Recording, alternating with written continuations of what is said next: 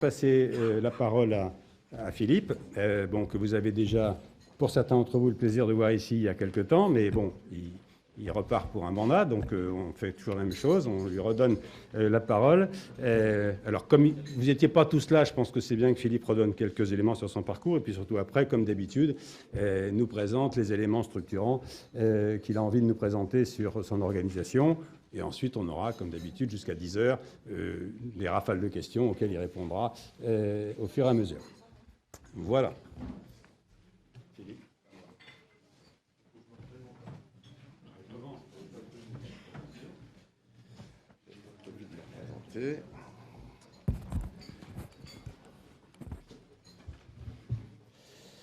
Mesdames, Messieurs, bonjour. Il faut que je me représente, donc je ne sais pas quoi vous dire. Si ce n'est que je suis secrétaire général de la CGT depuis le 3 février 2015 et élu au dernier congrès en avril 2016. Je travaille, vous le savez, chez Renault depuis un certain temps, plusieurs décennies. Je suis salarié, toujours, du centre d'ingénierie de Guyancourt. Un petit établissement de 14 000 personnes où cohabitent 70 entreprises différentes, 14 000 salariés, donc 99, les derniers chiffres devaient être 8% d'ingénieurs, 4 techniciens. J'espère que la présentation est complète. Donc, à n'en pas douter, l'année 2016 a été marquée par la loi travail. Avant que cette loi ne soit promulguée et non adoptée, ce sont des mois de conflit qui ont eu lieu, menés par une majorité d'organisations syndicales et soutenus par une majorité de Français, de salariés, qui étaient et qui restent opposés à ce projet de loi, cet ancien projet de loi, que nous considérons comme régressif. 13 journées nationales unitaires d'action et de manifestation, des arrêts de travail multiples, des grèves, y compris reconductibles, dans de nombreuses entreprises et de très nombreux secteurs, privés comme publics. Cette séquence aura été marquée, et c'est bon de le souligner, par un déficit de concertation et de dialogue social. Faut-il le rappeler, les organisations syndicales ont pris connaissance du projet de loi grâce à un quotidien national. Dans le même temps, la France a été pointée du doigt par l'Organisation internationale du travail et par l'ONU. La ministre en personne a tenté par courrier de justifier très maladroitement la position du gouvernement français face à l'organisation internationale. Comme vous le savez, cette opposition à la loi travail est loin d'être achevée.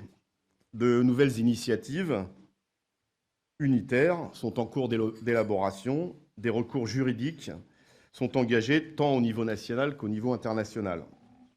Nous travaillons dans le même temps dans les entreprises, car de nombreux salariés sont déjà confrontés à l'application de la loi travail par le biais d'accords d'entreprise qui reprennent les nombreux articles que nous contestons dans cette loi.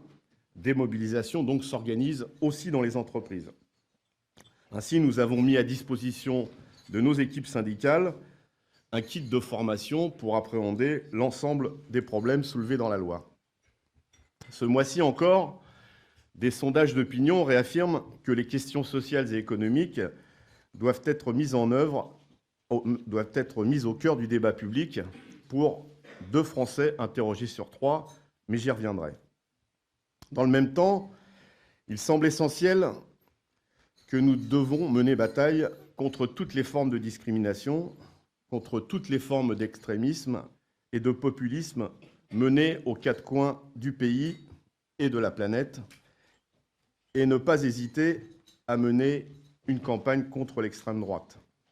Il nous semble que plus que jamais, il nous faut résister aux sirènes du rejet de l'autre, à l'élévation de murs, et qu'il nous faut résolument être du côté de la paix. Vous le savez, nous sommes pour l'accueil des réfugiés qui fuient leur pays en mettant à disposition, par exemple, par l'intermédiaire de comités d'entreprise, dans un cadre unitaire, des centres de vacances Je pense au secteur de l'énergie ou des transports ou encore de la métallurgie. J'attire d'ailleurs votre attention sur le fait que nous sommes victimes d'intimidation, d'actes extrêmement graves. Certains de ces centres d'hébergement et le personnel qui y travaille ont été attaqués à balles réelles et des centres ont été incendiés. L'actualité de ces derniers mois témoigne que le racisme, le repli sur soi, la violence, la division opposant la misère à la misère est à nos portes. Comment ne pas faire le lien entre le Brexit, l'arrivée des partis d'extrême droite au pouvoir en Autriche ou en Pologne et les élections présidentielles aux États-Unis? Bernard Thibault n'a pas eu tout à fait tort d'intituler son ouvrage « La Troisième Guerre mondiale et sociale », mais peut-être avez-vous eu l'occasion de lire son ouvrage, ou bien, si vous le souhaitez, de le commander. C'était la page pub de mon intervention. Nous assistons actuellement à des débats nauséabonds et populistes dont la violence des propos à l'encontre des plus fragiles socialement attise les tensions sociales et tente de mettre en opposition les populations. Pour la CGT, il est urgent de remettre au cœur des débats et des enjeux de la période la question de l'humain et de la dignité humaine. Nous ne pouvons admettre et tolérer que notre pays, à l'histoire sociale riche de sa capacité d'accueillir et d'intégrer de tout temps des populations venues chercher en France un avenir meilleur ou échapper au massacre dans son propre pays, ne soit plus en capacité aujourd'hui d'y répondre avec dignité. Nous devons condamner sans réserve et avec la plus grande fermeté celles et ceux qui opposent la question de la pauvreté, de la misère sociale dans notre pays avec celle de l'accueil des migrants dans des conditions dignes. Cela s'est traduit d'ailleurs par une déclaration de notre Confédération. Ce ne sont pas les migrants qui augmentent la précarité et la misère, bien au contraire. Toutes les études économiques le démontrent. L'accueil de nouvelles populations renforce systématiquement l'économie du pays d'accueil, et cela de façon pérenne. Cela a fait l'objet, d'ailleurs, d'une étude éloquente dernièrement en Suède, me semble-t-il. Remettre en cause notre modèle social, détruire les services publics, réduire le nombre de fonctionnaires, supprimer des dotations en direction des collectivités territoriales, supprimer des subventions aux milieux associatifs, amputer les budgets dédiés aux activités sociales et culturelles, ne pas augmenter les salaires, augmenter la précarisation du salariat, maintenir un haut niveau de chômage sont autant de choix politiques qui génèrent la précarité et la misère sociale. Ce sont des choix que nous dénonçons et combattons quotidiennement. Les inégalités, les discriminations imprègnent toutes les composantes de la société et également l'entreprise. C'est pour ça que nous considérons que le gouvernement a raté une occasion lors de l'examen du projet de loi Égalité et Citoyenneté qui est arrivé en deuxième lecture à l'Assemblée nationale le mardi 22 novembre.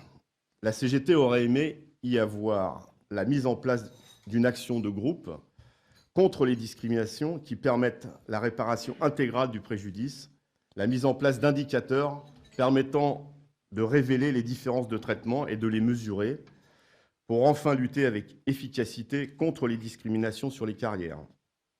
Enfin, des mesures d'urgence doivent être prises pour instaurer l'égalité professionnelle rapidement. Il faut en premier lieu faire appliquer les lois qui existent déjà pour supprimer cet écart de salaire de 26% entre les hommes et les femmes. La CGT réfléchit avec d'autres à la construction d'initiatives sur cette question dans les prochaines semaines et bien évidemment pour le 8 mars prochain. Dans cette période, je serais incomplet si je n'évoquais pas les élections des très petites entreprises.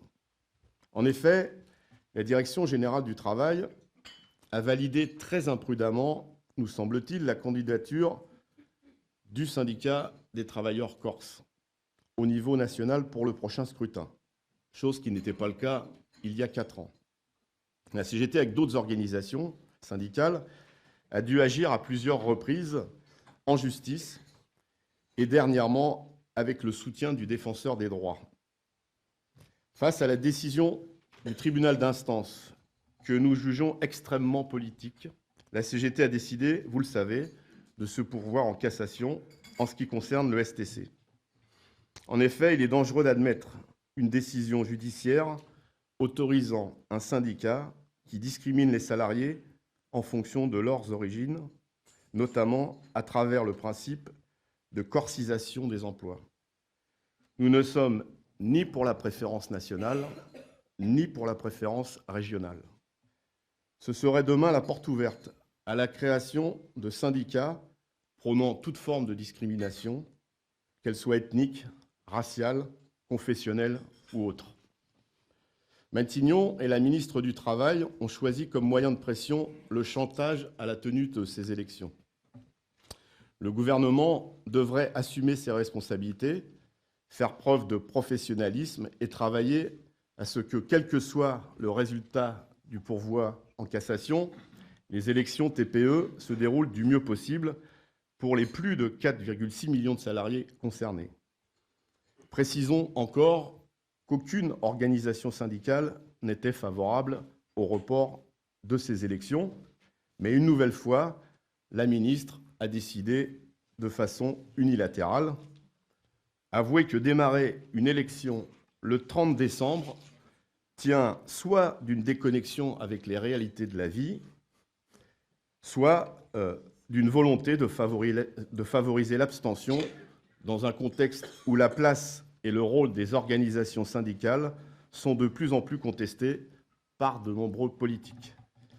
Outre l'urgence de remettre au centre de l'actualité les questions sociales, comme d'ailleurs une majorité de Français le demande, j'aimerais également insister sur l'urgence de remettre la question industrielle au cœur des débats de ce pays.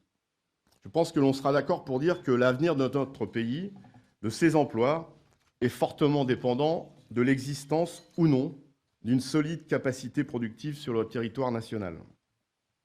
La vision développée depuis 30 ans autour de la thèse de la société post-industrielle, indiquant que la France pourrait dans le futur se passer d'industrie, doit être battue en brèche. Au contraire, nous pouvons affirmer qu'un pays sans industrie est un pays sans avenir. La recherche d'aujourd'hui, qui crée des emplois de demain, a besoin de débouchés industriels pour tester, améliorer et permettre de transformer ses inventions. L'appareil industriel doit se transformer, évidemment, pour bénéficier de l'apport de nouvelles technologies et mieux répondre aux besoins sociaux et aux enjeux environnementaux.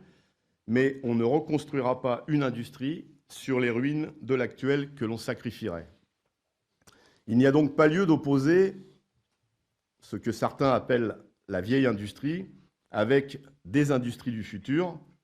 Il n'y a pas de fatalité à la disparition des emplois, même si l'utilisation faite conduit à ce que l'entreprise soit composée d'une myriade de filiales ou de sous-traitants plus facilement délocalisables.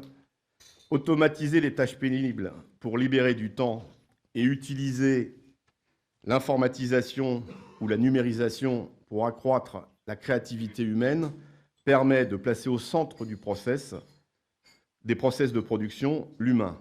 Les emplois se transforment, comme à chaque mutation technologique, et il y en a eu quelques-unes depuis plus d'un siècle, d'où l'enjeu central de la reconnaissance des qualifications, de la formation, de la recherche, de l'organisation du travail, mais aussi du temps de travail.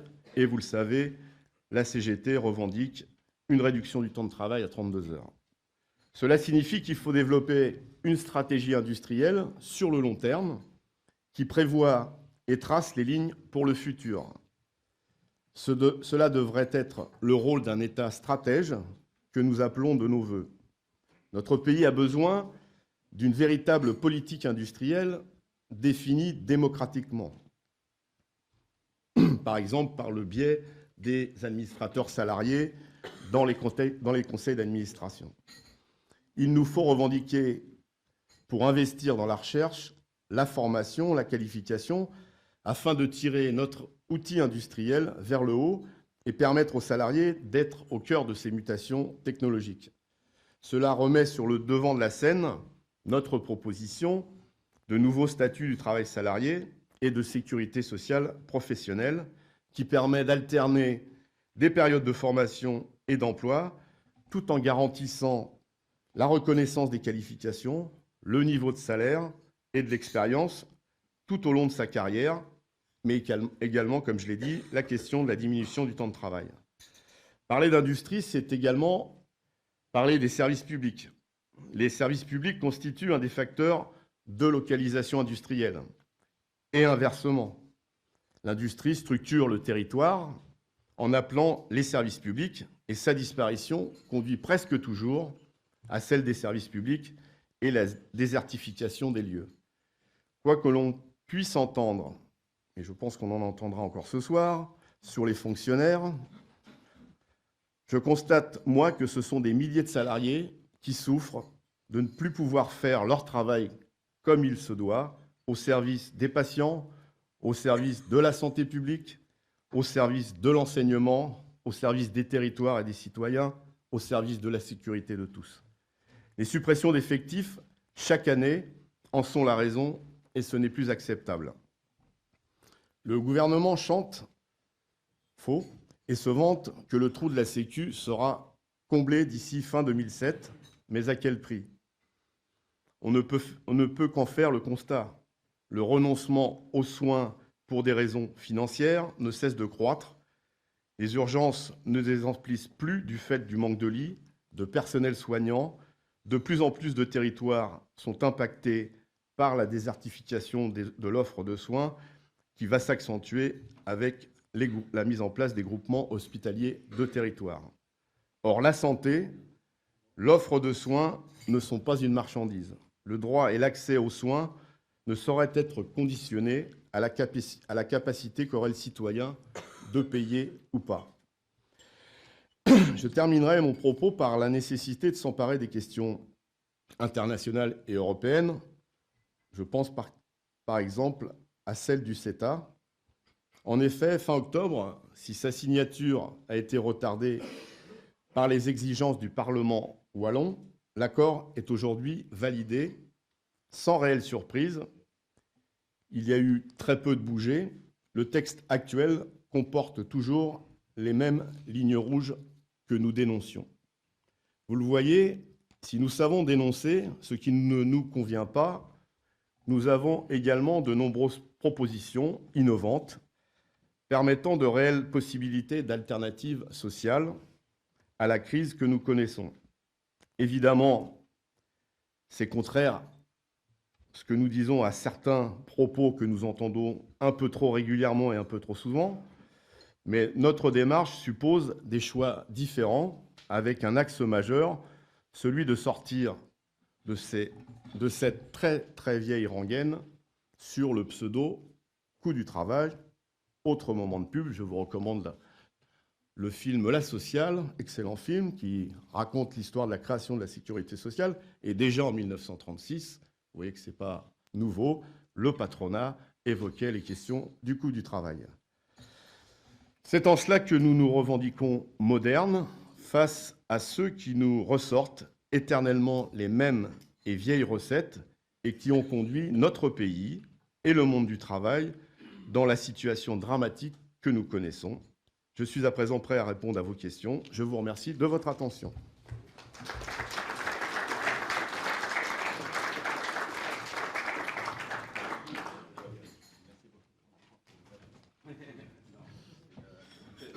Voilà. Donc, qui va démarrer les questions-interventions? Jocelyne.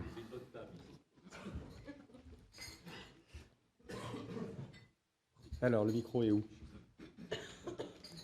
Ah, pardon.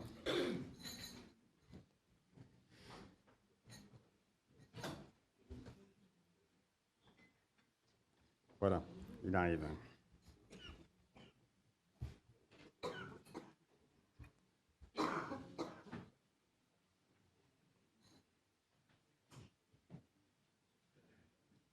Jocelyne.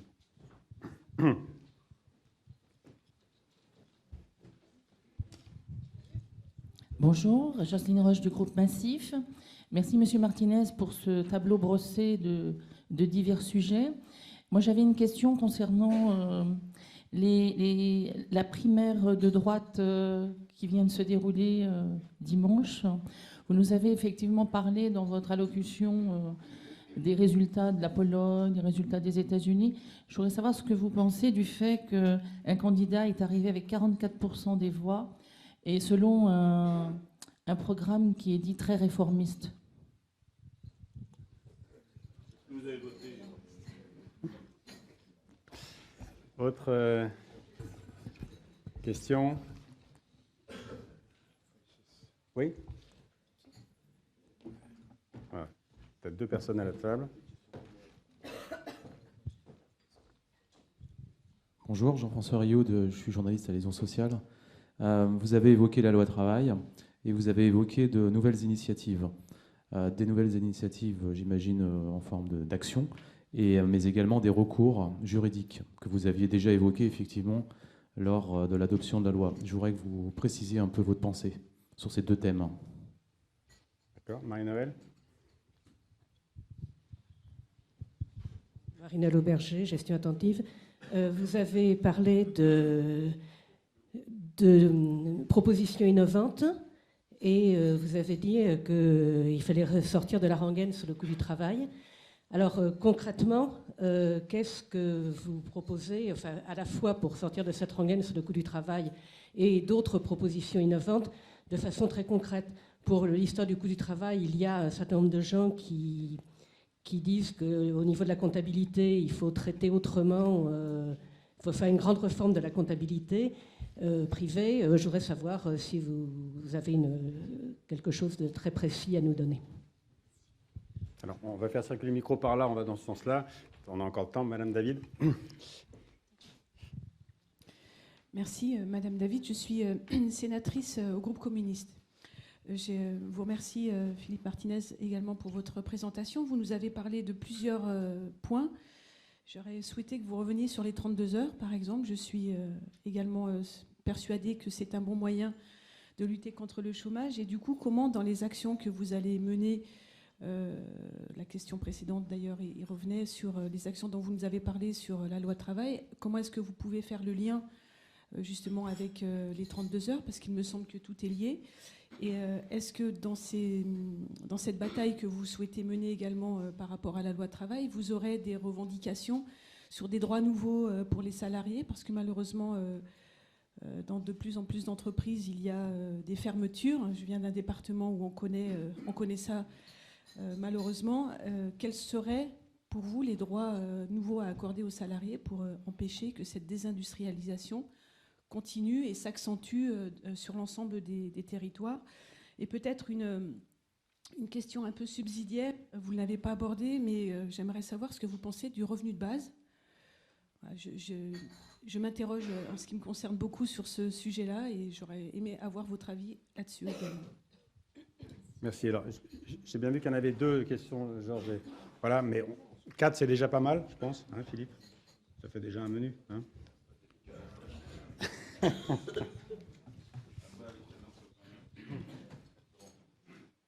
regarde chez Renault, je sais ce que c'est. Alors, je pense que vous évoquiez la question de la primaire, c'est ça, qui occupe beaucoup de monde, un peu trop, à mon goût.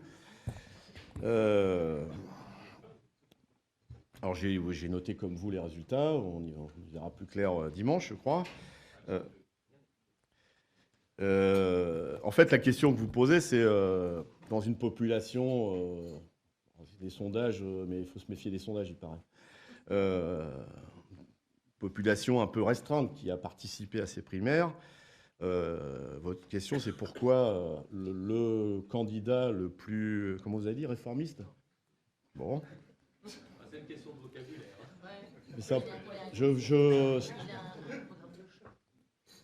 non, mais on peut discuter sur réforme, et là aussi, je peux vous conseiller des petites brochures sur le sens des mots que des amis de la CGT ont travaillé, et c'est fort intéressant comment on détourne le sens des mots. Vous voyez, il y a quelques années, une réforme, c'était de travailler moins. Aujourd'hui, une réforme, c'est de travailler plus. Donc le sens des mots est important. Ce que je peux dire, en tout cas, ce qu'on constate, parce que c'est une question qui va se poser, qui m'a déjà été posée sur, oui, mais quand il y a un vote démocratique, alors celui-là, il est restreint, mais celui qui arrivera l'année prochaine, en fait, on n'a plus le droit de contester puisque le peuple a parlé. Alors déjà, si on fait le parallèle avec ce que nous connaissons, les candidats font des promesses. Et puis parfois, une fois élus, les promesses ne deviennent pas des réalités. Hein. On ne va pas épiloguer sur mon ennemi, c'est la finance. Et puis, parfois, des candidats ne parlent pas de choses dans leur programme, et puis ça devient des réalités. La loi travail, par exemple. Donc, le droit à contester, il est légitime à partir du moment où il s'appuie sur le lien que nous avons, l'ensemble des organisations syndicales, avec les salariés. Y compris certaines réformes ne touchent pas l'ensemble de la population. La loi travail ne va pas toucher l'ensemble de la population, par exemple. Donc, et puis, moi, j'étais, je pense peut-être vous l'avez-vous vu, il y a eu un sondage dernièrement dans Libération sur les Français et les principales réformes, comme vous dites, proposées par l'ensemble des candidats à la primaire de la droite et du centre. Sur les 5 points majeurs, le temps de travail, la suppression des fonctionnaires. Alors, vous savez, enfin, il y en a des plus ou moins réformistes, hein, vous avez vu, hein, 300 000, 500 000. Je vais vous dire ça de mémoire, mais enfin, les fonctionnaires, je suis sûr. La retraite, oui, la retraite, je suis sûr aussi. Il y en a deux ou trois autres. Une très grande majorité des Français sont contre. Relisez, c'était il y a 3 semaines dans Libération. Et on parle bien des Français. Donc, comme quoi, je déborde un peu de mon champ, mais comme quoi l'expression des votes aux élections politiques, mais je crois que ça devient une réalité de plus en plus forte, s'exprime plus sur le rejet d'une politique que sur l'adhésion à un programme ou à des idées. Et ça doit faire réfléchir, mais là, je me garderai bien de porter des jugements. Je pense que ça doit faire réfléchir l'ensemble de la classe politique.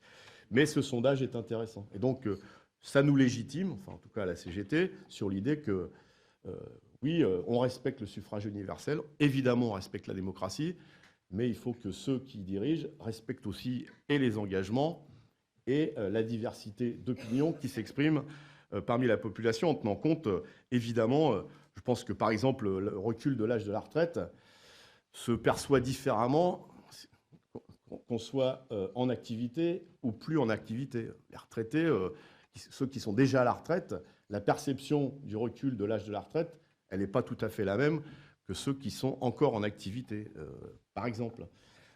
Et donc je pense que là aussi, il y a besoin qu'on discute sur ces idées. J'espère que j'ai répondu à votre question. Alors sur les recours juridiques, je ne suis pas juriste et je ne rentrerai pas dans les détails. Et nous travaillons d'ailleurs avec plusieurs organisations syndicales.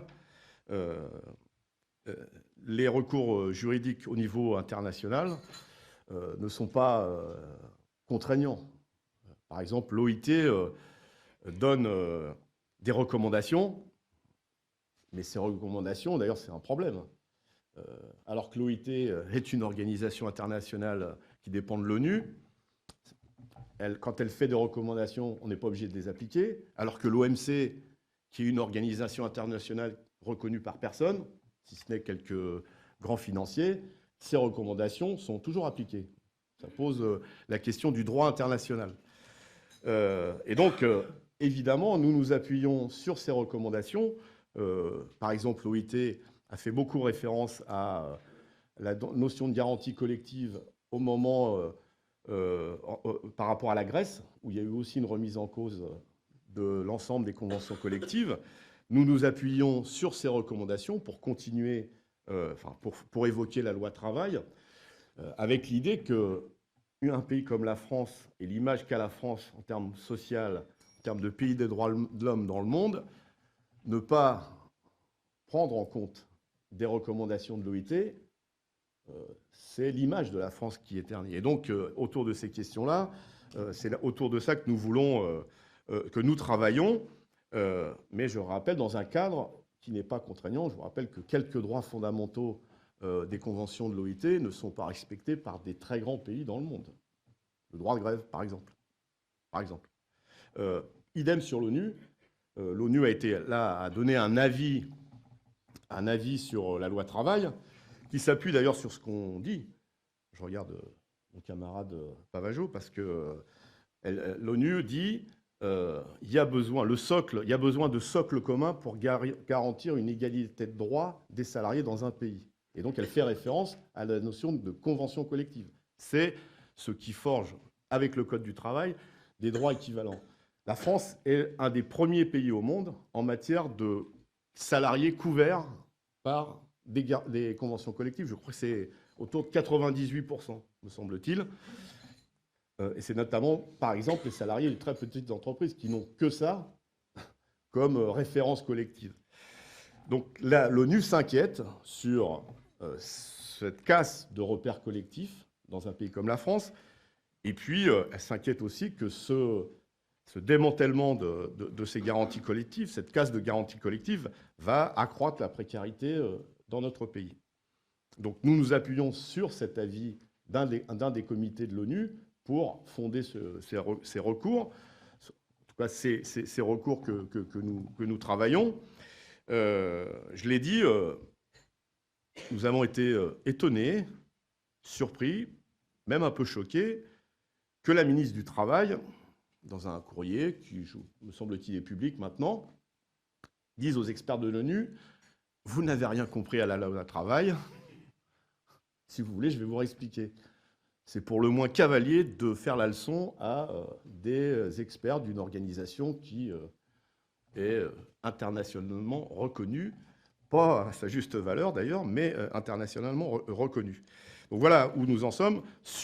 Au niveau national, nous travaillons sur des questions prioritaires de constitutionnalité, puisque le recours qui a été déposé était un recours de forme sur le processus de validation ou d'adoption de la loi, et non pas sur des questions de fond contenues dans un certain nombre d'articles de la loi. Donc c'est sur ces questions-là que nous travaillons. Je ne peux pas vous en dire plus par incompétence, et puis je ne sais pas exactement où on en est, mais enfin je sais que nous travaillons avec nos collègues de Force ouvrière sur ces questions-là. Voilà. Alors, la question du coût du travail, d'ailleurs, je dis à mes camarades de la CGT, il faut arrêter de parler de coût du travail. Donc, bon, vous ne leur direz pas que j'ai parlé que du coût du travail, parce que dans notre bouche, c'est un gros mot. Je l'ai dit, la question du prix du travail, elle est évoquée régulièrement. Je vous ai fait référence à 36, mais après-guerre, c'était exactement la même chose. Et puis, ça s'est accentué en cette dernière période. Il y a besoin, et nous travaillons à des explications là-dessus, à faire la différence, à montrer effectivement quel est le prix du travail dans un certain nombre de produits, quel que soit le produit, y compris dans les services, sur le prix global et on voit que régulièrement, ce prix du travail diminue. Et à contrario, c'est le coût du capital, ça, ce n'est pas un gros mot, c'est-à-dire la part qui est prélevée sur la vente des produits et la production des produits, qui va directement vers le capital. Alors, le capital, par exemple, vous l'avez tous noté, la France n'est pas championne du monde, mais enfin championne d'Europe, et très bien placée sur le podium mondial des dividendes versés aux actionnaires. Et donc, il y a une balance qui n'est plus du tout équilibrée, qui fait que le prix du travail bascule petit à petit vers le coût du capital. Il y a besoin de rééquilibrer. Et donc, c'est autour de ça qu'il y a besoin, en tout cas, nous semble-t-il, d'avoir des vraies campagnes d'explication.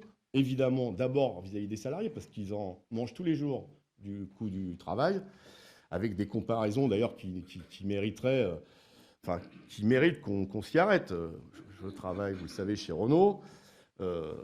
il y a la loi travail est en train de se concrétiser, puisqu'il y a un accord, vous l'avez vu, de compétitivité qui est en discussion. Hein, je fais une petite parenthèse. Le projet, c'est de travailler 1h30 de plus par jour pour des équipes. Il n'y a que ceux qui n'ont pas travaillé en chaîne qui considèrent qu'on puisse travailler pratiquement maintenant plus de 8 heures enchaînées à son poste de travail. Je ferme cette parenthèse. Qu'est-ce qu'on dit dans une grande entreprise comme chez Renault? On dit, voilà, en France, vous êtes payé tant, mais vous avez vu, les Espagnols, ils sont payés un peu moins. Et donc, parce qu'ils sont payés un peu moins, ils ont accepté de travailler un dimanche sur 2 pour préserver leur emploi. Si vous n'acceptez pas d'être payé un peu moins et de travailler un peu plus, ou beaucoup plus, on va envoyer les productions d'Espagne. Mais il n'y a pas que l'Espagne dans le groupe Renault. Il y a une usine en Roumanie. Et donc on dit aux Espagnols, vous voyez, vous êtes trop payés par rapport aux Roumains. Et vous ne travaillez pas assez. Et donc si vous n'acceptez pas plus, on envoie le travail en Roumanie. Il se trouve que les Roumains, à côté de chez eux, il y a une usine en Turquie. Même pareil. Et puis il se trouve que, pas très loin de la Turquie, il y a maintenant une usine au Maroc. Et donc, même discours. Et puis, un peu plus loin, il y a une usine en Inde. Même discours. Ce qui nous fait dire que, comme la Terre est ronde, on va faire le tour du monde. Et un jour, on dira aux Indiens, si vous travaillez, vous ne baissez pas un peu plus votre salaire et vous ne travaillez pas un peu plus, on envoie le boulot en France. Et j'allais dire, le tour du monde est bouclé. Donc c'est ça, cette pression sur le coût du travail. Par contre, ce qu'on oublie de dire, c'est que les profits de l'entreprise explosent. Les marges des entreprises explosent. Malheureusement, avec la complicité des gouvernements successifs,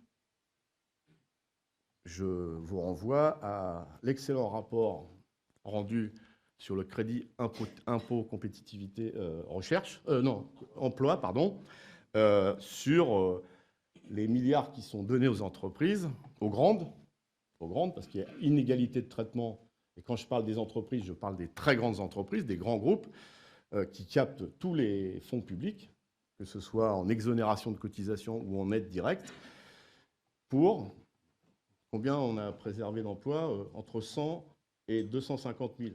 Préservé, pas créé, préservé. Ça fait très cher de l'emploi. Ce sont les mêmes qui critiquent les emplois aidés, vous savez. Ça fait 250 000 € l'emploi.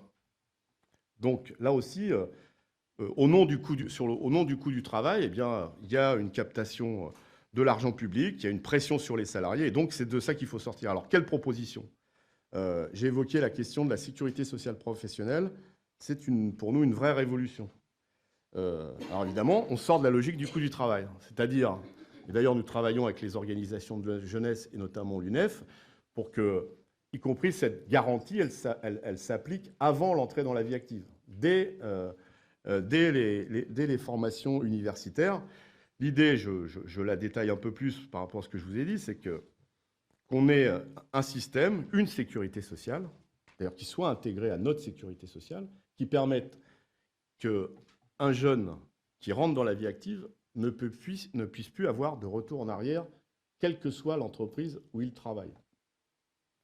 Parce que malgré qu'on change de boulot, la qualification, elle est toujours là. L'expérience, elle s'accroît.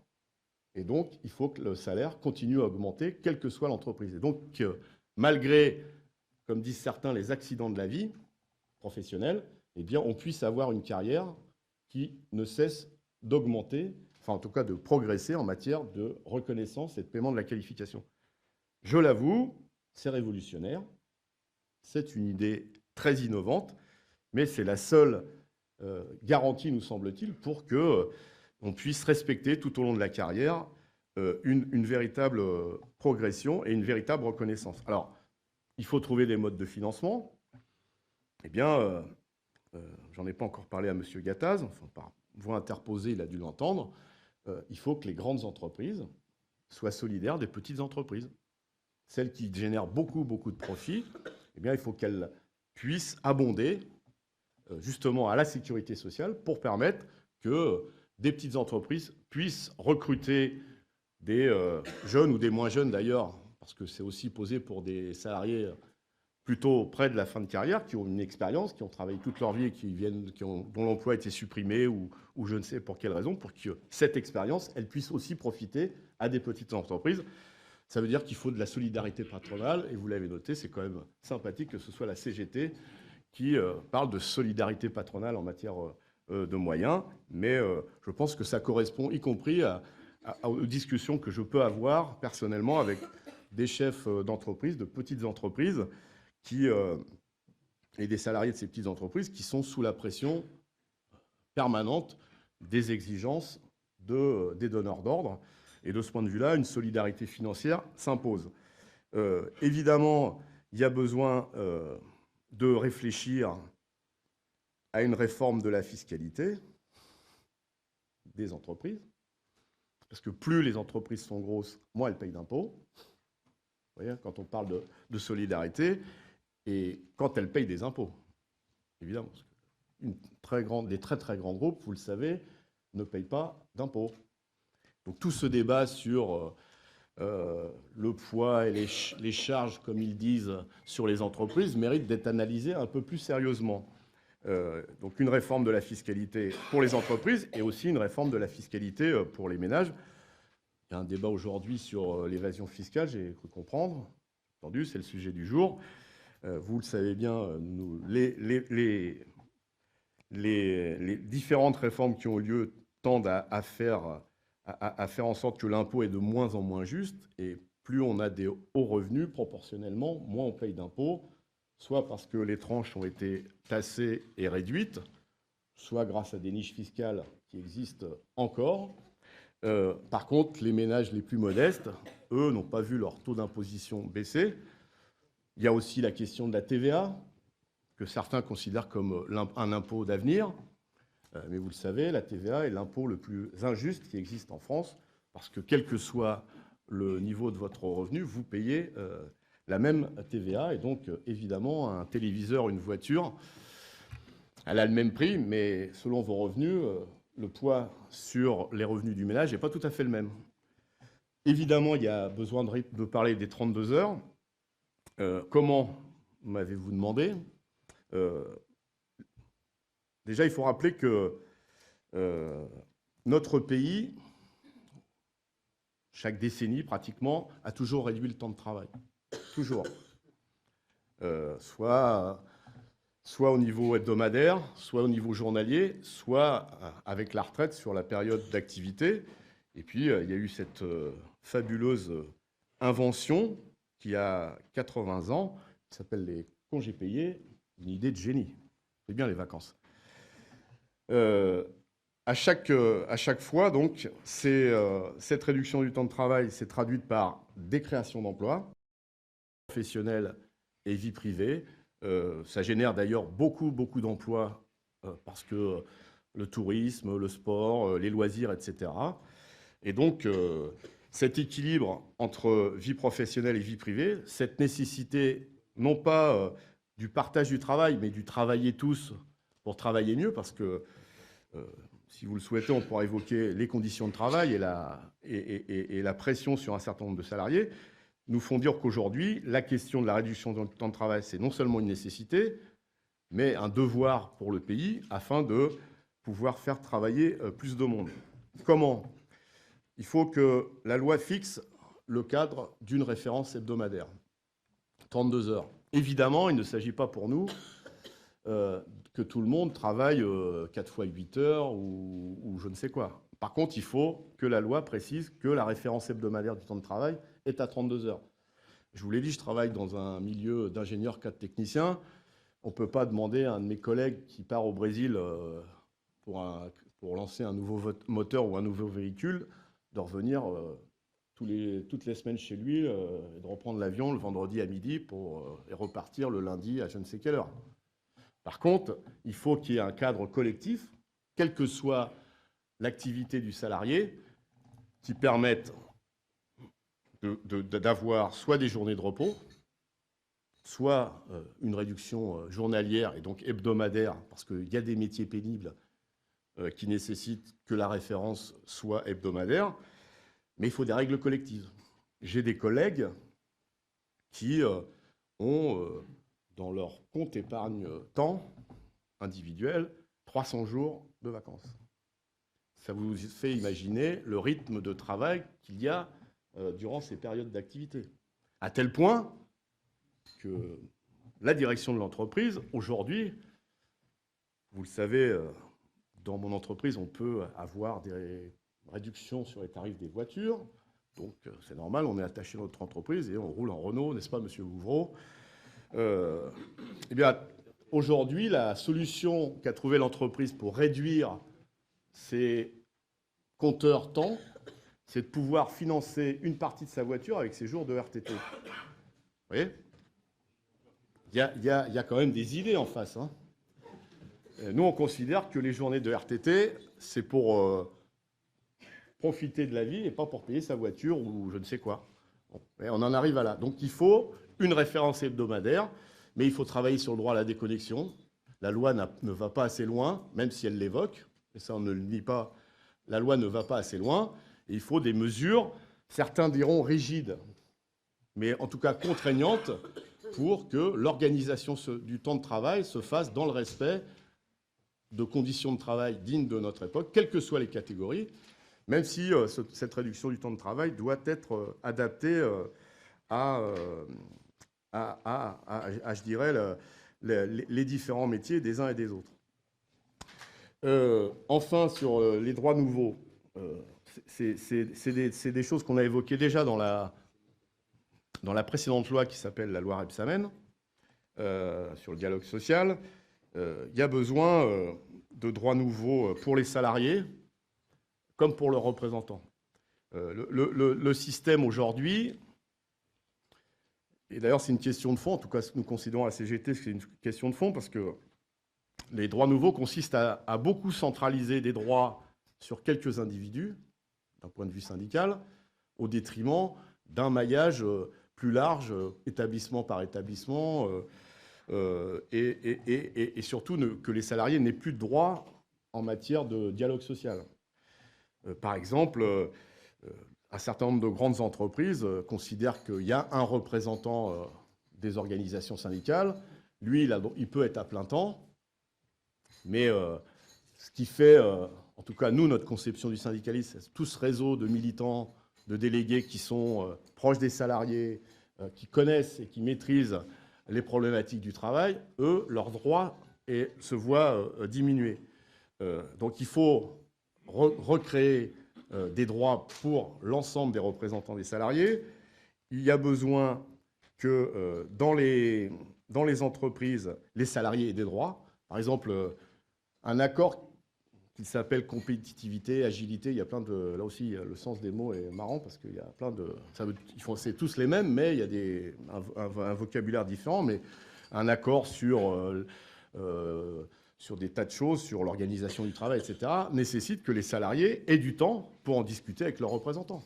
Bon, il faut donc revenir à des droits d'information du personnel pour discuter de social, mais aussi de la marge de l'entreprise.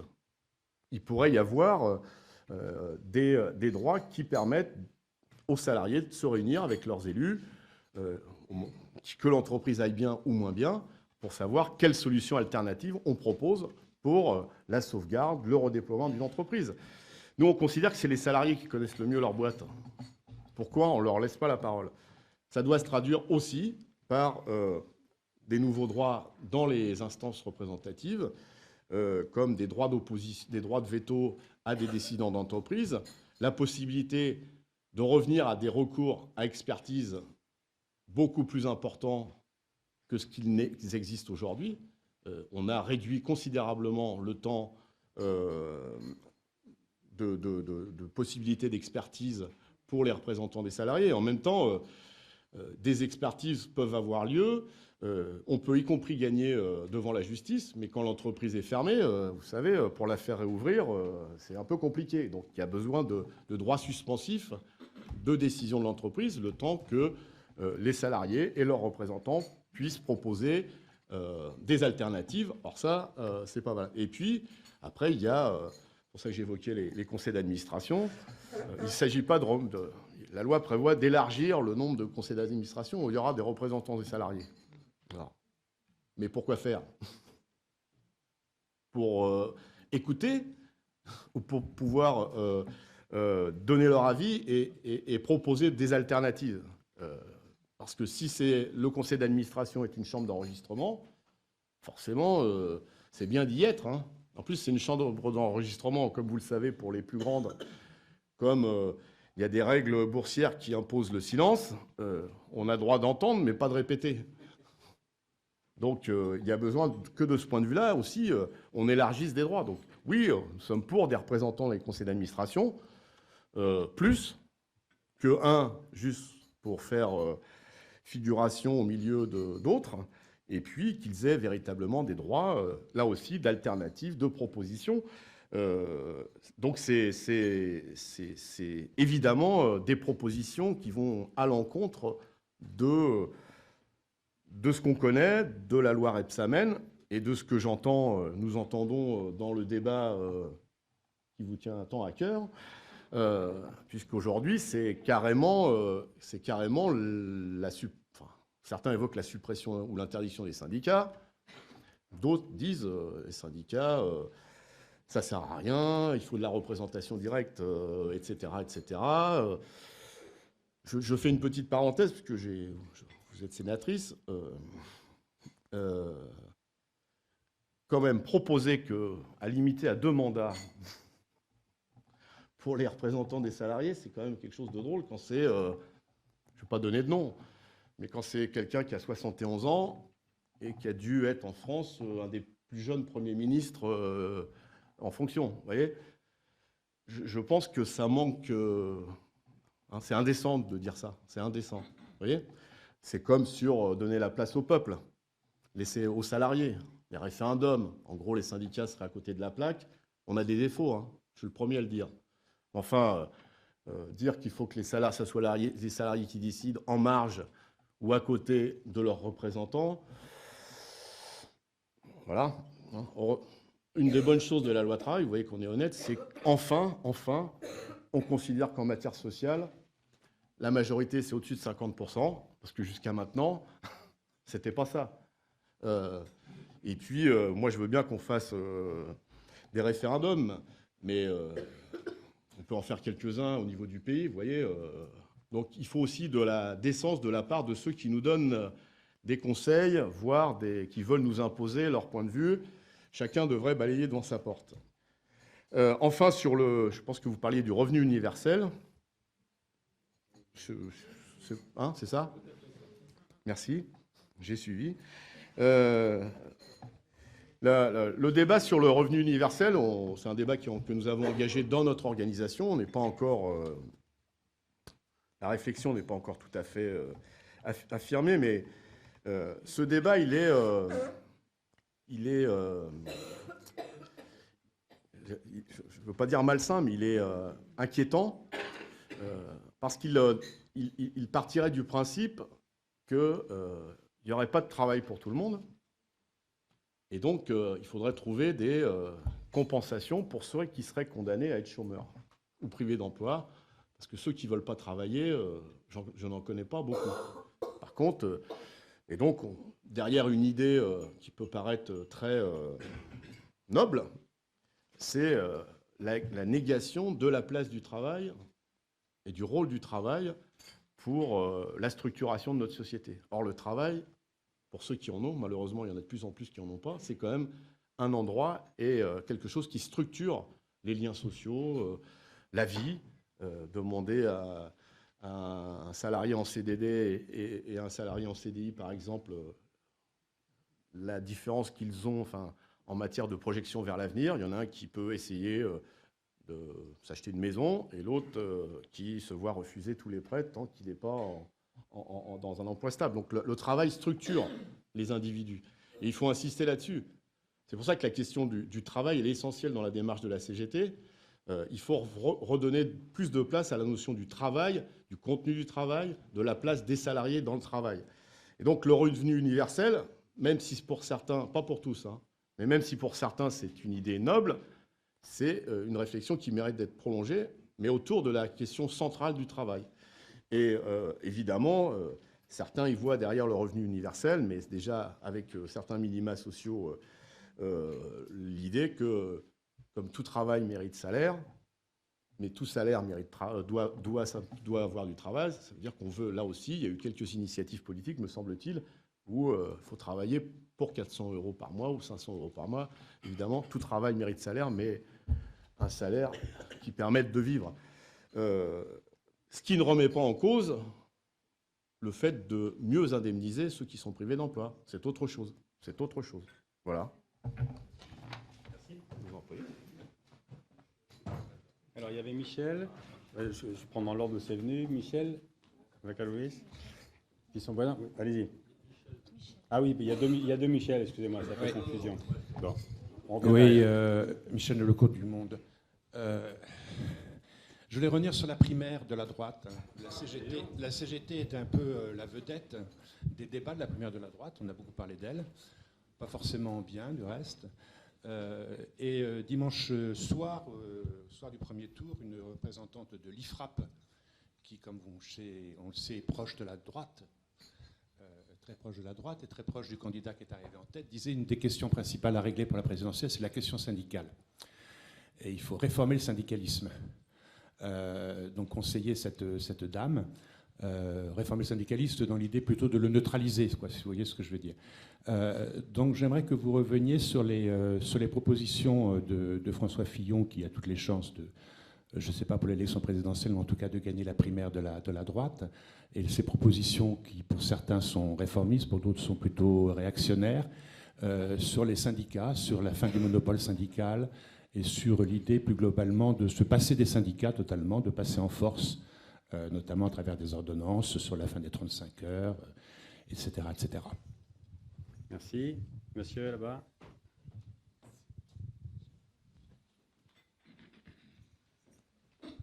Bonjour, Francis Brochet pour les quotidiens régionaux du groupe EBRA. Pardon d'être dans la continuité de mon prédécesseur. Sur ces programmes de M. Fillon, est-ce que vous voyez une simple continuité avec la politique menée aujourd'hui ? Est-ce que pour vous, François Hollande, François Fillon, c'est comme on a pu dire à une époque, bonnet blanc, blanc bonnet ? Michel Vacalouis, à gauche. À gauche.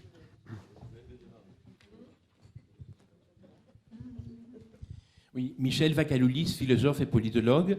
J'ai une double question.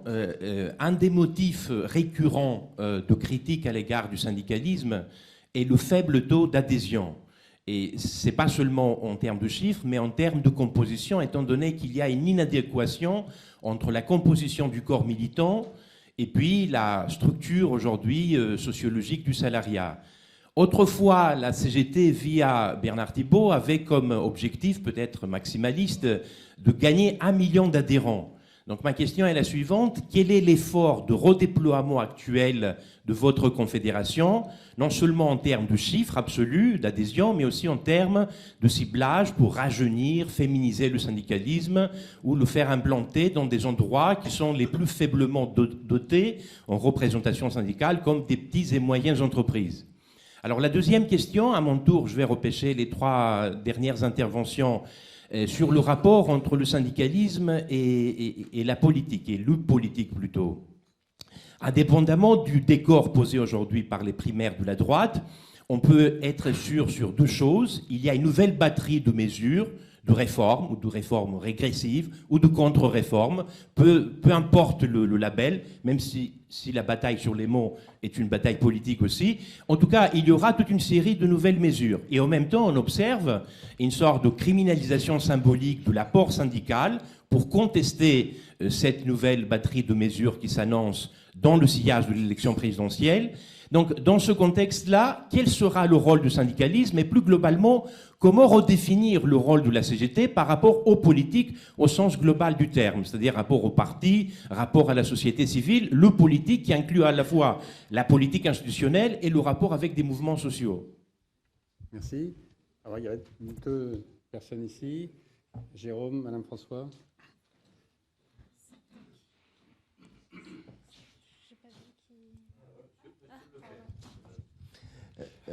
Jérôme Lepet de l'AEF. Sur les élections TPE, certains acteurs sociaux de premier plan vous accusent d'avoir des arrière-pensées en ayant fait le pourvoi en cassation et avec le report qui a des élections. Alors, pour la question, est-ce qu'il y avait des arrière-pensées de la part de la CGT? Deuxième question sur le même sujet, est-ce que vous êtes surpris d'être la seule organisation aujourd'hui d'aller en cassation sur le dossier face au STC? Et petite question parallèle sur les élections. Là, on est en pleine phase des élections dans les IEG. Qu'est-ce que vous attendez de ce scrutin-là, pardon? Est-ce que vous attendez à mettre un terme à l'érosion de la CGT dans le secteur? Merci. Sylvie François. Sylvie François, la DRH du groupe La Poste. L'UGICT a engagé il y a quelque temps une réflexion importante sur les contributeurs indépendants et l'économie numérique. Où est-ce qu'en est la réflexion de la CGT sur le sujet et sur le statut des contributeurs indépendants? Et puis deuxième question, on en a parlé, vous en avez parlé, sur une période préélectorale. En 2015, en 2016, la CGT a signé des accords. Est-il plus difficile, comme le disent certains commentateurs, pour une organisation syndicale de signer un accord quelques mois avant une élection présidentielle et avant les inévitables débats qui ont lieu à ce moment-là? Alors, une ou deux, et c'est les dernières, parce qu'après, on ne va pas y arriver. Oui, vas-y. Oui, Jean-Claude Gaudriot, ex-directeur des ressources humaines Europe et France de Solvay. Voilà, je me situe un peu sur le même plan que la DRH de La Poste, là. J'ai la chance de participer à l'heure actuelle avec l'UGCIT à une réflexion sur un référentiel sur la qualité du dialogue social. Et je dois vous dire, on sent dans vos propos quelquefois beaucoup de contestations, mais aussi je peux témoigner de la volonté de l'UGCIT et donc de la CGT pour un bon dialogue social. Je voudrais savoir, et c'est la question que je vous pose, êtes-vous au courant, vous intéressez-vous à ce référentiel bâti dans ce groupe de travail, et surtout pour moi, quel prolongement comptez-vous y donner? Bon, je pense que ça fait pas mal, excusez-moi pour les éventuelles frustrations, mais il faut qu'on laisse Philippe répondre comme déjà à beaucoup de choses. Hein. Pardon? Vas-y.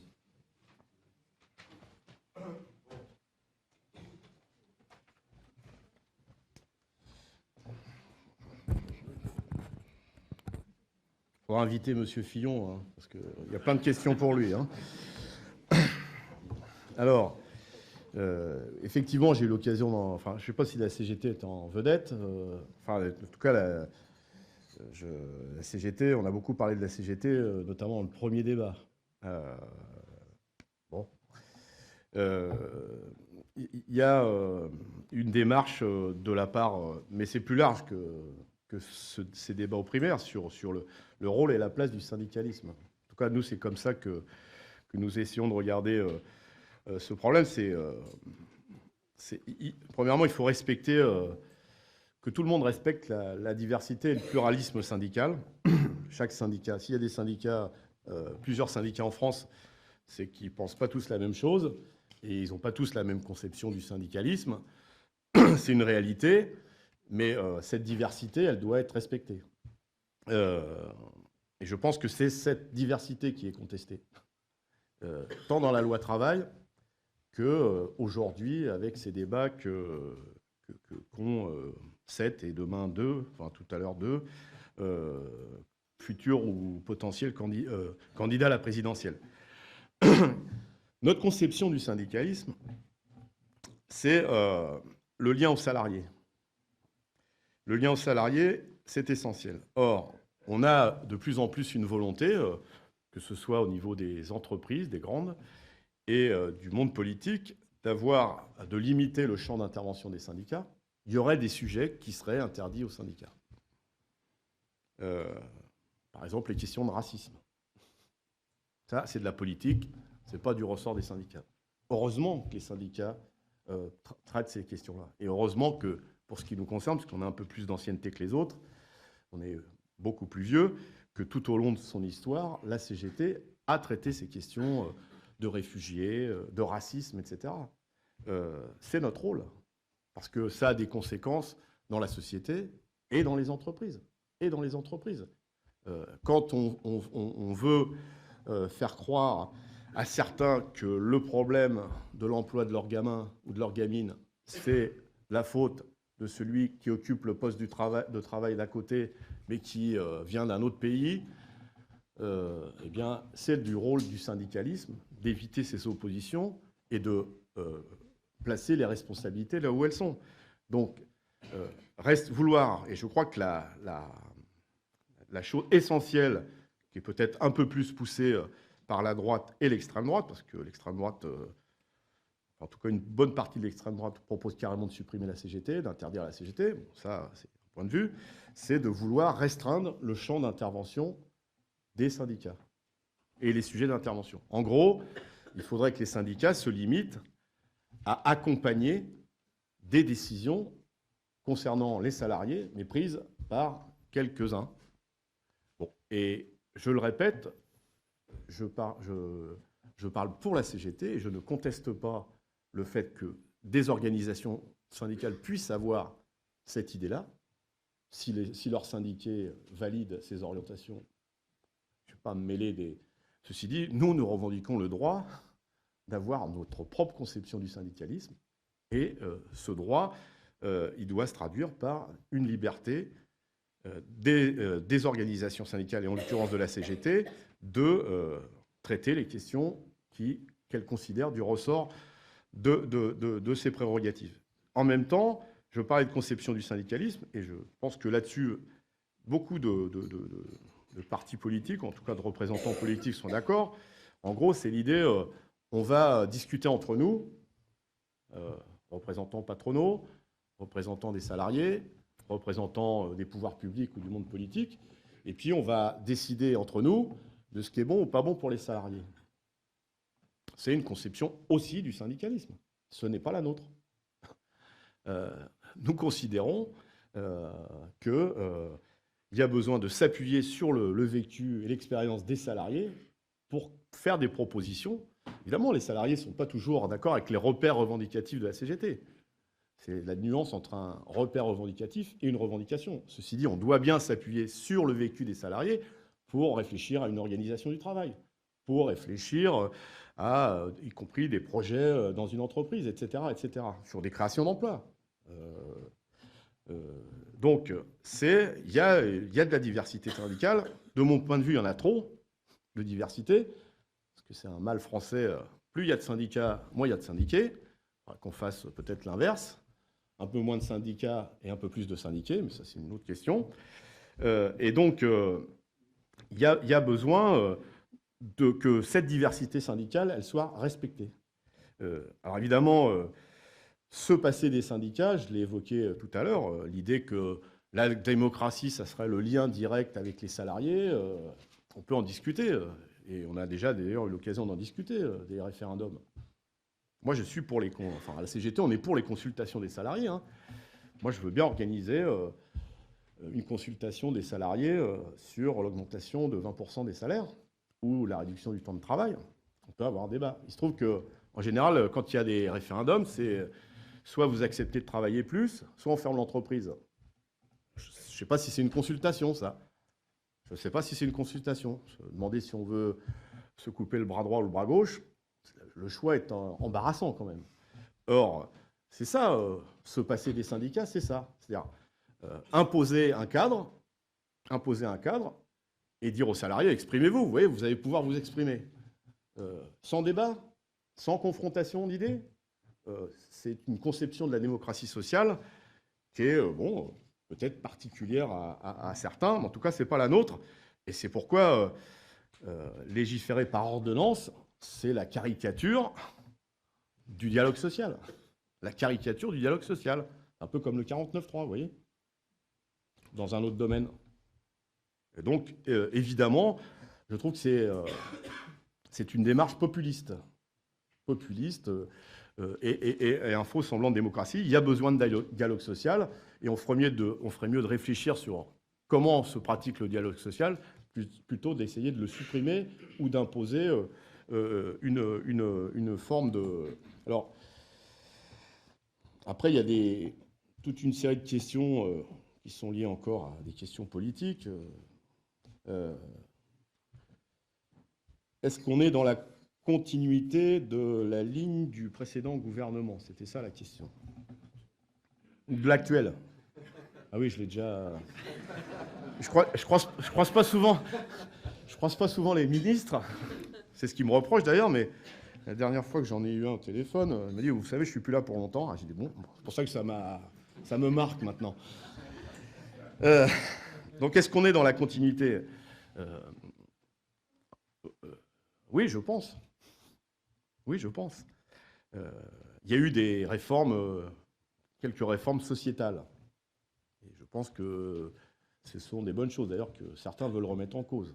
Moi, nous sommes très inquiets dans la continuité de ce qu'on entend aux États-Unis sur la place et le rôle des femmes dans la société. Il y a quand même, pour le moins, là aussi, je ne sais pas si c'est des réformes ou des idées modernes. Pour nous, c'est quand même des idées très rétrogrades. Très rétrogrades. Donc, il y a eu, d'un point de vue sociétal, des choses de fait, mais d'un point de vue économique et social, on a continué, voire parfois accentué, des choses existantes. Les aides aux grandes entreprises, ça fait des années que ça dure. Le fait de vouloir le coût du travail, ça fait des années que ça dure. La volonté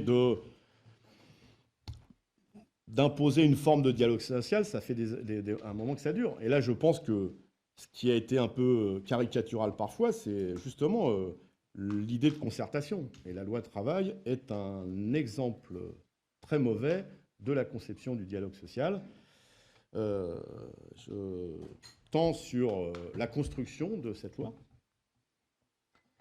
tant sur la prise en compte d'une contestation que personne ne peut nier, et puis les tentatives de division du mouvement syndical, alors que c'est assez exceptionnel que pendant des mois, ça a été souligné par les experts journalistiques du social, que au hasard, deux organisations comme la CGT et Force ouvrière puissent être durant plusieurs mois côte à côte dans les manifestations. Donc oui, il y a une continuité. Et puis, c'est pas des attaques personnelles contre le président de la République, mais on a demandé, je regarde Bernadette, à être reçu, cette organisation syndicale, jeunesse, salariés, à être reçu par le président de la République. On a attendu, on attend encore d'ailleurs, on attend encore. Il ne se passait rien dans le pays. Il ne se passait rien. Et puis d'autres qui manifestent, moins nombreux, sur d'autres sujets, sont pratiquement reçus dans l'heure par le président de la République. Là aussi, il y a une volonté, et je pense que c'est grave, parce que ça ouvre la porte à des choses plus graves, de marginaliser, de marginaliser le syndicalisme, ou en tout cas une certaine forme de syndicalisme. Donc oui, on est dans la continuité, il y a de plus en plus de privés d'emploi, il y a, malgré des tripatouillages de chiffres du chômage, il y a de plus en plus de précarité, voilà. Il y a de plus en plus d'aide aux entreprises, il y a de plus en plus d'attaques contre les fonctionnaires, ce n'est pas réservé à ceux dont vous parliez tout à l'heure, hein. Il y avait un ministre qui n'est plus ministre, qui est candidat par contre, qui a beaucoup parlé des fonctionnaires. Donc on est dans la continuité et on ouvre la porte à de la surenchère. C'est ça qui est le plus grave. Donc il y a... Alors ensuite, sur l'éternelle question du faible taux d'adhésion aux syndicats. Donc je vous l'ai dit, moins il y a de syndiqués, plus il y a de syndicats. Ça devient une problématique, mais il faudra qu'on réfléchisse entre nous, et quand on aura réfléchi, on pourra vous donner des réponses. Et quand on favorise, évidemment, des syndicats catégoriels, régionalistes ou d'autres, on favorise la création d'autres syndicats, hein. Par contre, moi je ne nie pas qu'on a besoin de faire des efforts sur pas que les petites entreprises, mais sur les catégories ingénieurs, cadres, techniciens, c'est évident. sans abandonner les ouvriers. Il y a besoin d'avoir plus de liens avec la jeunesse, même si la CGT a fait des efforts et on a beaucoup d'adhésions de femmes et de jeunes dans la dernière période. Ceci dit, il faut pas que ce soit les salariés qui s'adaptent à la CGT, mais la CGT qui s'adapte aux nouvelles générations et aux salariés qui doivent la composer. Et de ce point de vue-là, on a des efforts à faire. On a des efforts à faire également en termes d'évolution des structures internes de la CGT, de l'organisation interne de la CGT. Ça fait trop longtemps qu'on en parle et on n'a toujours pas commencé à réfléchir sur des nouvelles formes d'organisation plus proches des salariés, comment on s'adresse à ce qu'on appelle le nouveau salariat, ce qui mérite là aussi un débat dans lequel je n'entrerai pas. Mais en tout cas, ce qui nous semble intéressant, c'est qu'y compris dans ce nouveau salariat, je pense aux chauffeurs Uber ou au VTC ou un certain nombre de salariés qu'on dit auto-entrepreneurs, la volonté de s'organiser, elle existe. Malheureusement, pour l'instant, ils créent des associations, mais c'est l'idée quand même qu'ensemble, on est un peu plus costaud, et ça, c'est plutôt une bonne idée. En même temps, je ne peux pas écarter l'idée, enfin pas l'idée, le fait que 80% des salariés en France disent avoir peur de syndiquer par peur de la répression. 80%. C'est quand même un problème dans un pays démocratique que la quasi-totalité des salariés aient peur de syndiquer. Peur de syndiquer parce que se syndiquer, ça veut dire, j'allais dire dans le moins pire des cas, avoir une carrière différente de la moyenne. Et de ce point de vue-là, vous demandiez quels efforts il fallait faire. Eh bien, on fait des efforts. On a un spécialiste des questions de discrimination à la CGT, mais encore trop de syndiqués, de militants considèrent que pour être un vrai militant, il faut être moins payé que les autres. Moi, je considère qu'un militant, c'est un salarié comme les autres qui a un engagement. Donc, on ne demande pas plus que les autres, mais surtout pas moins. Alors, il y a des accords qui commencent mais très timides dans les entreprises qui commencent à se faire. Donc, je disais, ça, c'est dans le moins pire des cas. Mais dans le pire des cas, ou pas le pire du pire, dans le pire des cas, c'est le licenciement. On est en train de regarder les statistiques de durée de vie d'un mandaté dans une PME. Entre le moment où on dit tel mandat de délégué syndical, combien de temps il reste à l'entreprise après. En général, la première procédure, c'est moins d'un an. Moins d'un an après avoir pris un mandat, s'il y a une procédure de licenciement qui est engagée. C'est quand même un problème. Donc le dialogue social, j'allais dire, ça se construit à deux. Et puis il y a le pire du pire. L'épisode manifestation, état d'urgence, est quand même le summum de ce qu'on a pu connaître dans ce pays. Et là ce n'est pas la continuité. Là c'est vraiment l'étape supérieure.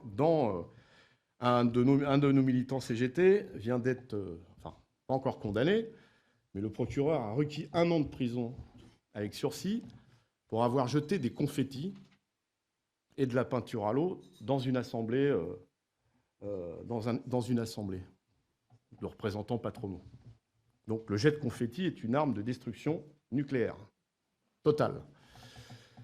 Eh bien, quand on entend ça, j'écoutais d'ailleurs l'image qu'on a donnée du syndicalisme pendant les manifestations. Et l'amalgame qui a été fait au plus haut niveau de l'État. Le Premier ministre, à l'Assemblée nationale, a parlé de complicité entre les services d'ordre des organisations syndicales et les casseurs. Et bien, quand on donne cette image-là et qu'on parle de prison avec sursis pour des militants qui jettent des confettis ou qui secouent les grilles du MEDEF, je pense aux intermittents, et qui eux aussi sont placés en garde à vue, quand des dockers qui d'ailleurs sont déjà passés au tribunal, on vient 2 mois après, 3 mois après, les chercher chez eux à 6h du matin, 2 dockers, 16 policiers. 16 policiers pour 2 dockers. On vient les chercher de Paris au Havre, on les ramène à Paris, 10 heures de garde à vue. Je vais être pudique, ça me semble un peu excessif. Surtout quand on sait qu'il y a des problèmes d'effectifs dans la police. Ben, quand on donne cette image-là du syndicalisme, oui, ça ne donne pas envie de renforcer le syndicalisme. Et ça, c'est entretenu. Et donc ça aussi, il faut qu'on en parle. Ça aussi, il faut qu'on en parle. Et nous avons d'ailleurs alerté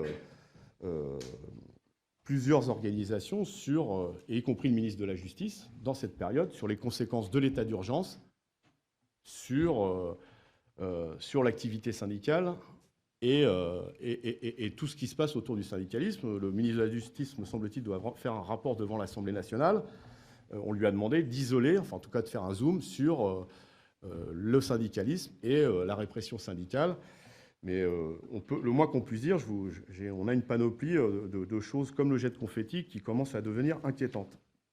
Voilà. Donc ça aussi, c'est un frein à la syndicalisation. Je vous rappelle que le gouvernement voulait interdire une manifestation à caractère social au mois de mai, c'était, ou au mois de juin. Quand on croise des collègues d'autres pays européens ou du monde, et qu'ils entendent qu'en France, on veut interdire une manifestation à caractère social, il y a les yeux qui s'ouvrent très grands. Hein. Je pense à nos camarades des pays d'Amérique latine, par exemple, qui ont connu quelques mouvements et manifestations interdites. Ils nous regardent avec des grands yeux quand même. Hein. Alors sur le rapport aux politiques, je crois qu'on en a beaucoup parlé. Enfin, en tout cas, j'en ai parlé. C'est sur la nécessité d'avoir... le syndicalisme doit s'intéresser à la politique. Quand on conteste une loi, on fait de la politique, ou alors je ne m'y connais pas. Par contre, et ça a été, enfin en tout cas on le réaffirme, il y a besoin d'indépendance vis-à-vis des partis politiques, même si on peut, par contre on peut critiquer tel ou tel programme qui fait l'actualité en ce moment.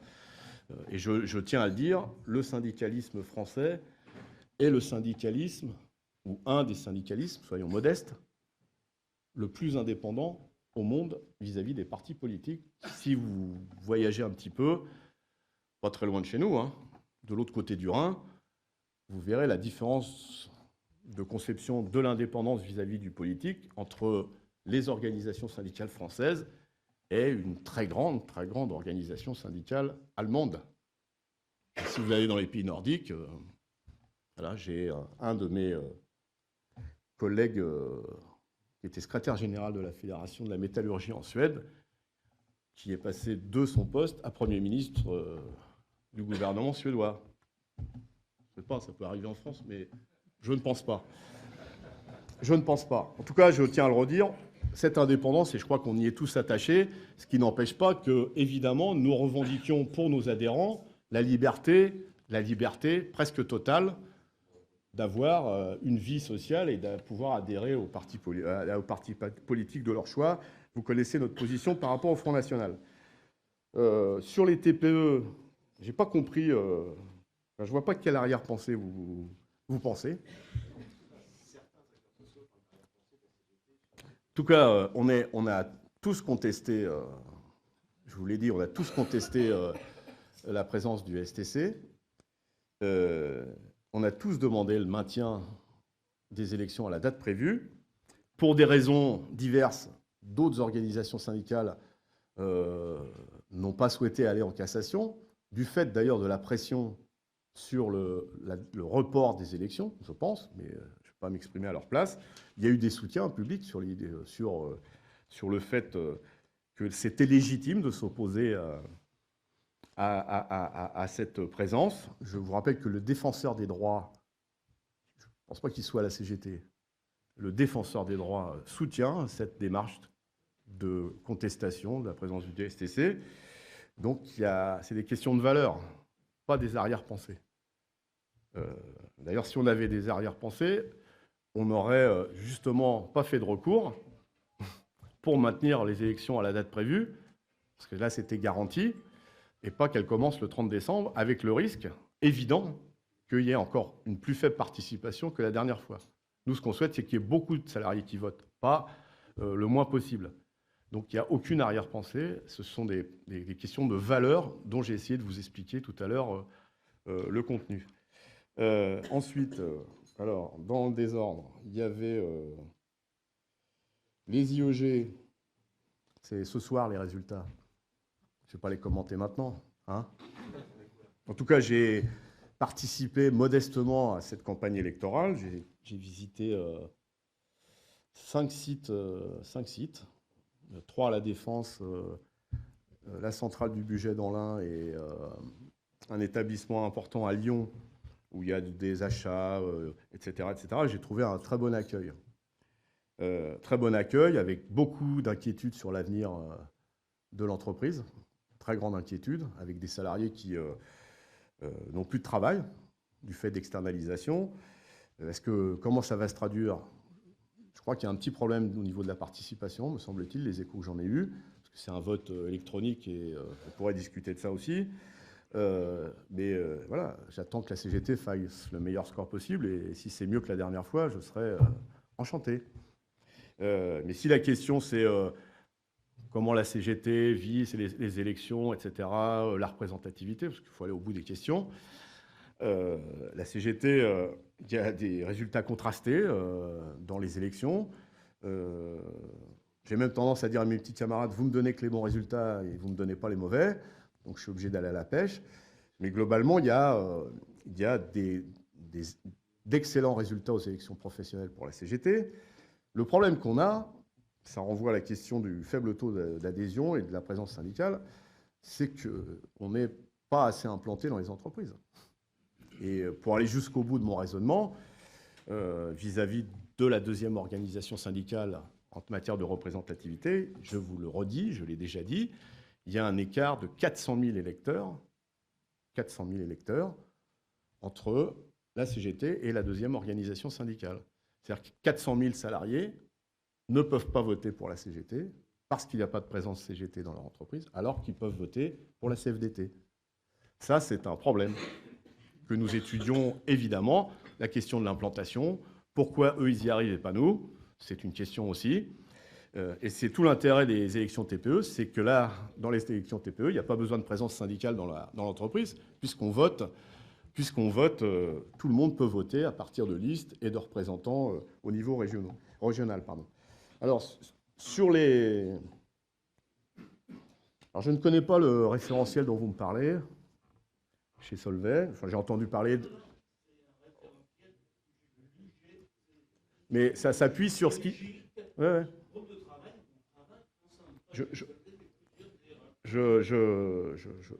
J'ai entendu parler des négociations dans une partie de cette branche. Je connais très bien, d'ailleurs, le DRH. Enfin, je le connais très bien, on mange pas ensemble, mais je l'ai connu dans une autre vie. Donc,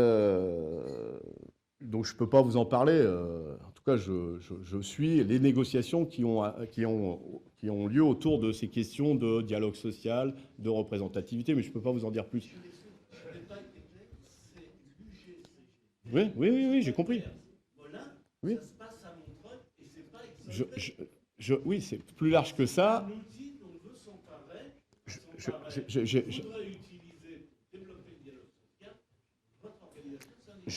Mais c'est, si j'ai bien, enfin, parce que je ne connais pas en détail, mais si j'ai bien compris ou si on m'a bien expliqué, c'est le débat autour du dialogue social avec quelques accords qui ont pu se signer dans la branche ou ailleurs. Et comment on a... Mais vous savez, c'est ce que je vous disais, la CGT, elle ne fait pas que contester, elle réfléchit aussi sur des propositions à faire. Donc, mais je vous promets, je vais me documenter. On ne me dit pas tout à la CGT. Vous avez compris? Mais je le note, comme dirait l'autre, et je vous donnerai mon avis à la prochaine invitation ici. Alors, sur les... le sens de votre question... C'était est-ce qu'on peut signer des accords avant des élections? À partir du moment où un accord est bon, on peut le signer. Je crois qu'il y a des négociations en ce moment. Je crois que ça négocie, quoi. Voilà. Mais comme j'étais dans un bureau de poste à Mende vendredi dernier, j'ai rencontré... qu'on rencontre dans beaucoup d'entreprises. Des salariés qui sont là depuis 2 ans et qui sont encore en CDD, 3 ans, qui sont encore en CDD, qui ne comprennent pas bien. Et ils m'ont parlé de l'organisation du travail, etc. Si l'accord est bon à la Poste, il sera signé par la CGT, comme à chaque fois qu'on signe des accords, n'en doutez pas. Et élection ou pas élection. Élection. Notre calendrier, ce n'est pas celui de M. Fillon, de M. Hollande ou M. Macron ou Mélenchon. C'est le calendrier de la vie quotidienne des salariés. Il n'y a pas de problème là-dessus. Il faut se sortir de, pas vous, hein, mais globalement, des caricatures ou des postures qu'on veut donner des organisations syndicales, qu'on ferait, on ferait ça ou ça en fonction de je ne sais quel agenda, on roule pour les salariés, pour être très clair. Alors sur les contributeurs indépendants, là aussi il y a des débats sur des bonnes et des mauvaises expériences. Il y a une volonté des salariés de réduire, pas leur temps de travail, enfin eux ils veulent la réduire, mais à travers cette forme de travail, de réduire, entre guillemets, le temps passé au travail ou autour du travail. Et en tout cas, pour un certain nombre, ça dépend des accords, parce qu'on en a signé, me semble-t-il, et dans d'autres endroits, on ne les signe pas. Là aussi, c'est l'encadrement de ce style de travail qui est indispensable pour que les critères, enfin, pour qu'il y ait des garanties là aussi collectives, notamment en matière de temps de travail. Le fait de ne pas venir à l'entreprise ne signifie pas qu'on travaille moins. On passe peut-être moins de temps dans les transports, je pense par exemple à la région parisienne, mais ce n'est pas pour ça que le temps de travail il est moins important. Et se pose la question d'ailleurs du droit à la déconnexion dans ce genre d'accord. Pardon ? Non, mais là, c'est vous qui m'avez posé la question, mais la Poste est une très grande entreprise que la CGT apprécie beaucoup, une entreprise publique qu'on souhaite qu'elle le reste, mais il n'y a pas que la Poste en France. Voilà. Donc c'était une question plus générale que vous me posiez, n'est-ce pas ? Donc la réalité, c'est que si ce genre d'organisation du travail ne se traduit pas par un encadrement, notamment en matière de déconnexion, le temps de travail augmente. Je pense que j'ai oublié personne. C'est bon ? Merci beaucoup. Bon, merci beaucoup, Philippe.